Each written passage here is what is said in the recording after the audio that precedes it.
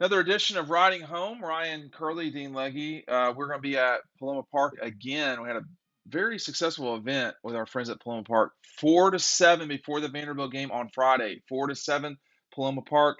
Come by, say hello. If you've got the book already, I will sign it for you happily. If you've not gotten the book, hey, it's a great moment to go get it. Ryan, Kirby Smart tonight with these words: grit and toughness. That's going to define the Georgia Bulldogs. Go ahead.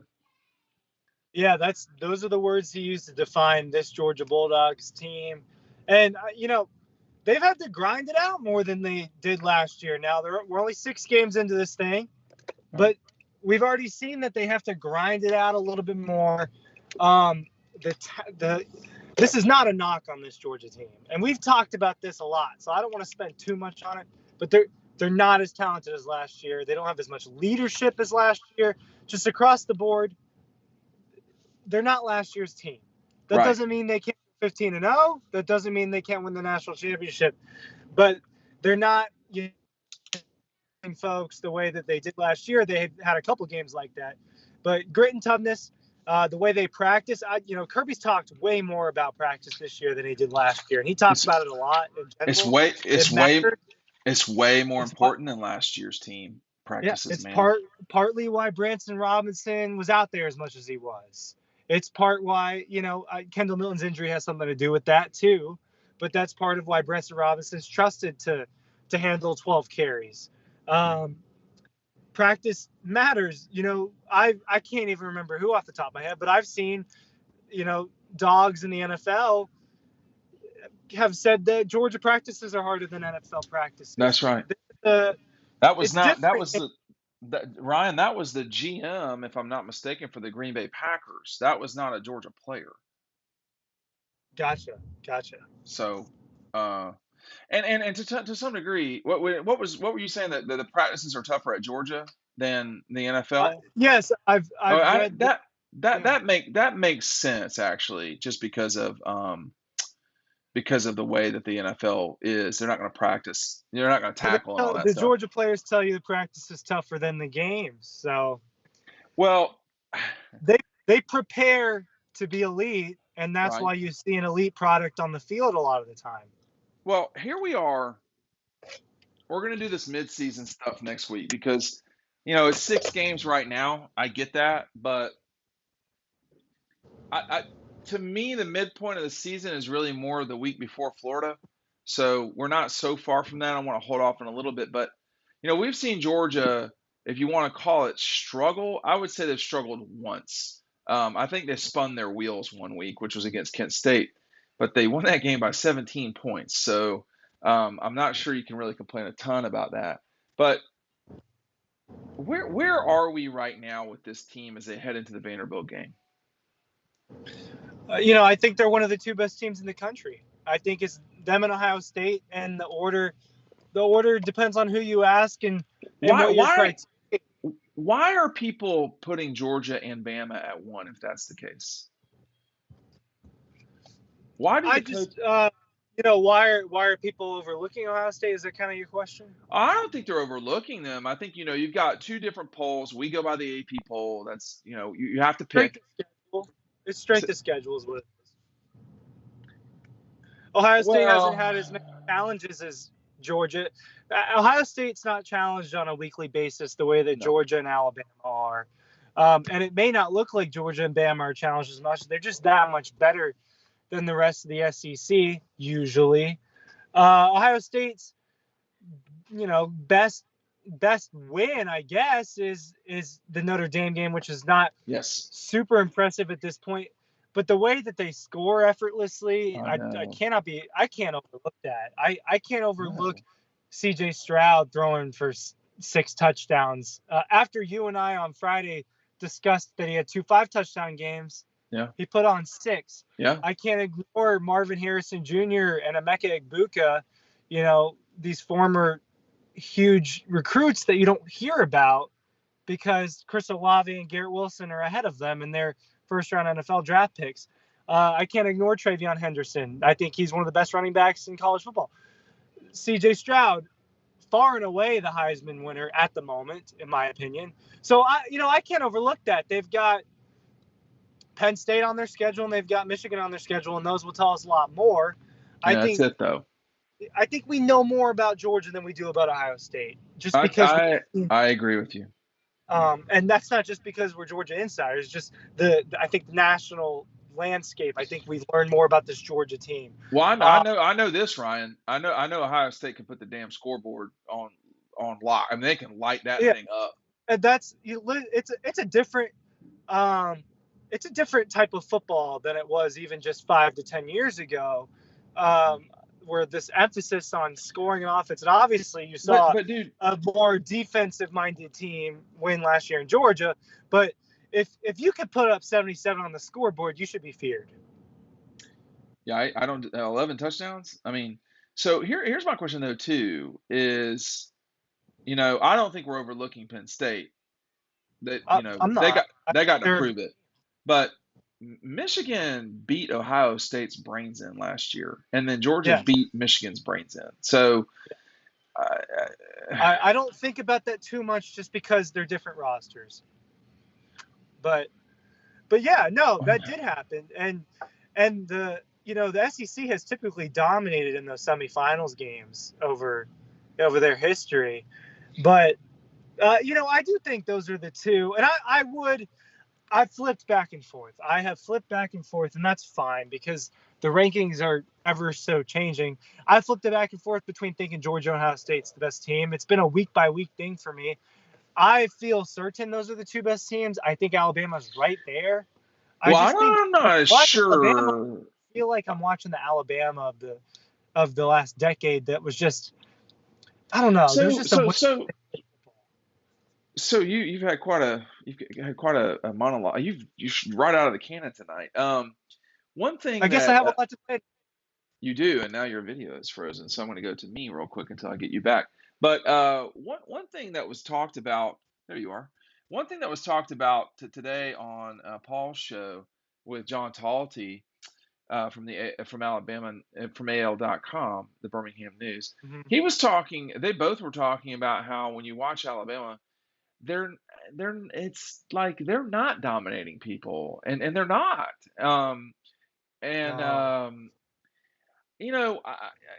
They beat up Arkansas pretty good, but I do want to say that it's just more often now that Alabama is really getting into trouble with teams. And when you go back and you look at their last Power 5 games, I wrote about this in Final Feelings. Why is this so hard? Not that long ago, but they have not. About half the time they really have a fight on their hands. You can't say that about Georgia. I mean, now Power 5, Ryan, Power 5 this season. You've got the Texas game, which was a fight, the Vanderbilt game, which was not. Okay, you've got the Arkansas game, which I'm going to say it was not a fight, although, and then the Texas A&M game was certainly a fight. Now they still have Tennessee, Mississippi State, LSU, Ole Miss, and Auburn. And I would tell you, from my opinion, that we already know the West is more difficult than the East. Okay, but Georgia will play Tennessee, Georgia will play Mississippi State, and Georgia has already played Auburn. And there's nobody on the schedule that Georgia and Bama have a lot of the same teams that they play. Vanderbilt. The Gators won't play Auburn. Won't play Bama. Georgia won't play A&M. They won't play Vanderbilt. And they won't play A&M. They won't play LSU. But they will play Vandy. They will play Tennessee. They will play State. Yeah. There's a lot of games that are similar between the two schools. I think if you look at the close of Alabama's schedule, Tennessee State, Ole Miss, LSU, and Auburn, and not in that order, I would say of those 5 Power 5 games that remain, 2 or 3 of them will be fights. I just don't know which ones. I would imagine Tennessee State and Ole Miss will be the trickiest of the group. 2 of the 3 of those are on the road, but I don't sell LSU short, but they are just not steady the way that you got to beat Alabama, in my opinion. And Alabama is undefeated. Clemson is undefeated. Both of those teams have not been great this season, but Georgia's tricky game, Ryan, did not come down to the last play of the game. Alabama's had two of No. those. Alabama's had two of those, and Clemson's had one. So Michigan hasn't, Ohio State has not, Georgia has not. I don't think Oklahoma State has that I can recall. So Mississippi did with Kentucky. So I don't know. I still, this weekend, bro, is a huge weekend in Hey, college sports. Go ahead. well, Alabama was 10 seconds of competence from Texas A&M from losing the game. I mean, you almost lost. Like the Well, they last they play. they could certainly be 4-2 right now. Yeah, and you know, they do they don't dominate. They do dominate a lot of people, but they don't dominate everybody the way they used to. And I mean, their rosters the last 2 years are simply not as talented as what they were the last 10. And it's what it is. They're still a top 3 team. This is a great weekend of college football. Yeah. Let I'm me roll through upset them that because I have it. Let me roll through it in because I've time. got it in front of me here. Okay, we got a few top 10s, Ryan. We got a lot of top 15s. First of all, you're going to start off the weekend. Sorry. I usually have 3 sneezes, but you're going to start off the What? weekend on your big noon Fox game, Penn State and Michigan. The Wolverines are Yeah.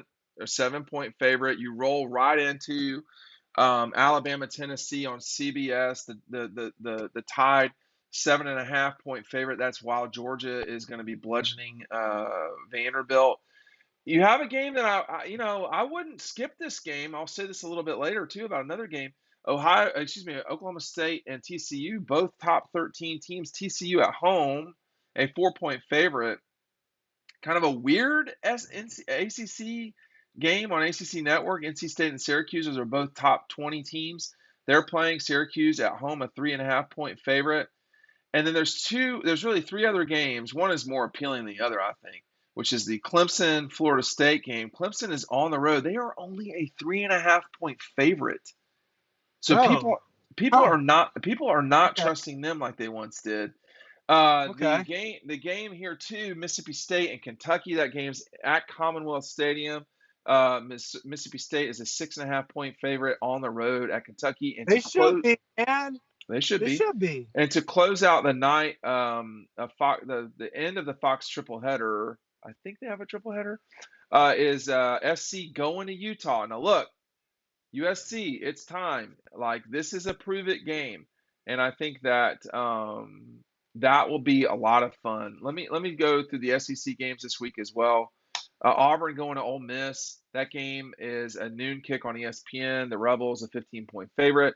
A tricky game for Arkansas. They could fall below the 500 line. They're at Utah. They're at BYU. They are only a 1.5-point favorite. A classic SEC rivalry, one of the best rivalries ever, but neither team is ranked. LSU travels to the Swamp. The Gators are a 2.5-point favorite. Dude, there's not going to be a lot better games in terms of television than we've got this week. I want Georgia to handle business against the Commodores so I can get home. There are some really good night games. Stanford at Notre Dame. You've got It's a great day. It's a great day. Those of I'm you who are upset about the Georgia game being at the same time as the Alabama Tennessee game.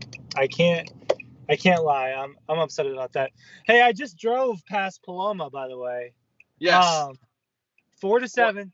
4-7. It was really good Also, food, I want to man. apologize about the audio issues. I went through and read all the comments actually today. So I can get into the inside baseball of that, or I can But just tell but y'all I mean, long story short, it will be better this it will time be better. around. And Yes. I think we You're do owe an apology for not having it right. no question. And we have a hot board. There's nothing I can do about that. That was our first time doing it, but we'll get there on that. Taking questions while you're doing a live event is tricky sometimes. We're going to try to do that, but we'll just see. But I like Georgia to cover this game. I know What's the that line? What's it's the line? 38 and a half as it stands right now. I like that. I like that a lot. Excuse me, 38. So Well, dude, we'll they talk just more. We'll how talk more about. how close are Auburn and Vandy? Oh, I don't. Yeah, I don't think Vanderbilt is near Auburn. You think Auburn's No. still a better team than Vanderbilt, right? Yes, I mean for sure. Okay, Georgia just like ran all over them. I mean, the Right. passing game for Georgia on Saturday is in the first 2.5 quarters was what I would describe as abysmal. Right. And they just defaulted to running all over them, and Yeah. they, dude, they kicked the I'm not cussing. They kicked the crap out of them. I mean, Yeah. it was domination. The defense showed up.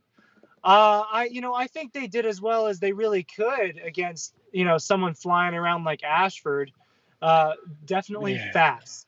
So Auburn knows how to get fast quarterbacks. I'll tell There you what it teams that have was. a lot of. I want to make sure that I get this clear.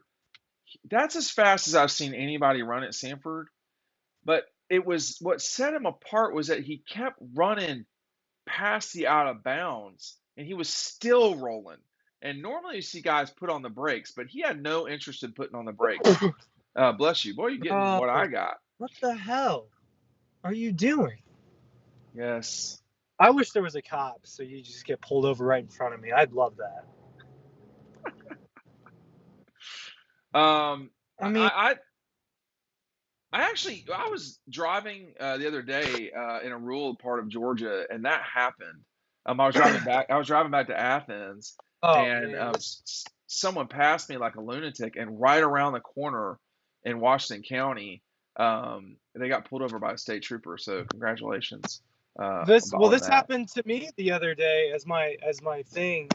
You know, people, man, he was driving a freaking Beamer too.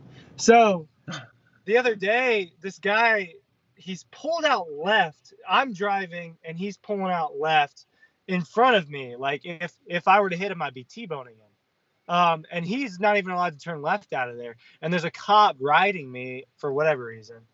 And the dude barely misses me. I barely miss the guy. And I Did he watched the get blue cop in my lighted? rearview mirror do a 180 and fly after him. It was kind of awesome. Oh, he did. How about that? Yeah, the cop did a 180 in the middle of Was the it road. I watched him in my rearview mirror. It was was it kind of Athens? Was it Athens Clark badass, County? actually. Was it Athens Clark County or GSP? So it was like a silver Ford. Like, what would you consider that? I think that's Athens Clark County. Well, Well, it I was like mean, a silver Ford, like Focus or whatever it is that they drive. were they The few. not? Did they not have? Were they? It was unmarked. I You mean, don't. he was directly behind me, so it was hard for me to like. Yeah, you don't But see a lot of unmarked patrol. It happens, but no, he was anyway. marked for sure. Like this is a Oh, okay. cop, and I had to like hit the brakes. Like I had to brake check the cop, or I was gonna T-bone this guy. And watching the cop in the rearview mirror do a 180 and fly after him was really satisfying. Yeah, that's what happened to me. It wasn't, well, you guys guess he did do a 180. Now I think would have had to, but this is a country road. It was on 78 going Oh, that would have coming. been kind of cool. Well, it was the guy was it was quite dangerous. But anyway, not the cop, the not the state trooper. It was the state patrol. It was the person who was just driving like a lunatic. But hey, look, I think it's an awesome weekend in Athens. We're going to be at Paloma Park 4 to 7. That's while your Atlanta Braves are going to be playing, Ryan. I actually think Yeah. I actually am dumb enough to think that the Braves are going to get it together in time to not just make it a series, but probably win it.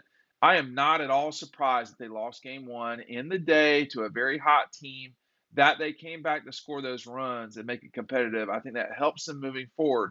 It's always hard to win baseball on the road, but I think the Braves are not in quite as much danger as people think they are. But that's me. I don't know anything about baseball.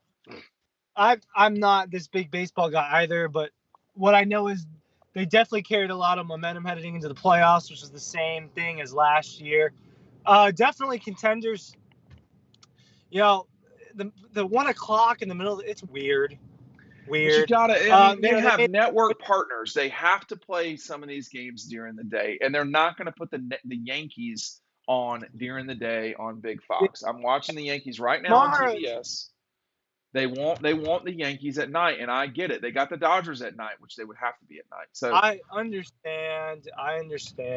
you know, I think Atlanta, the Braves are as big a franchise as there is. They're just not bigger than the Yankees. So that's what no that one's was. bigger than the Yankees, but the Cowboys. I don't know if the Cowboys are probably bigger than. That's a good discussion, Cowboys actually. are one unjustifiably, but Oh, jeez. it is what it is. I think Yankees are top 3 if we're talking about just as far as like importance. I'm heading into my parking deck. You might lose me. Well, look, So we're gonna talk about this a little bit further, but thanks for joining us. Not as much talk about the Dogs, but anyway, thanks for watching.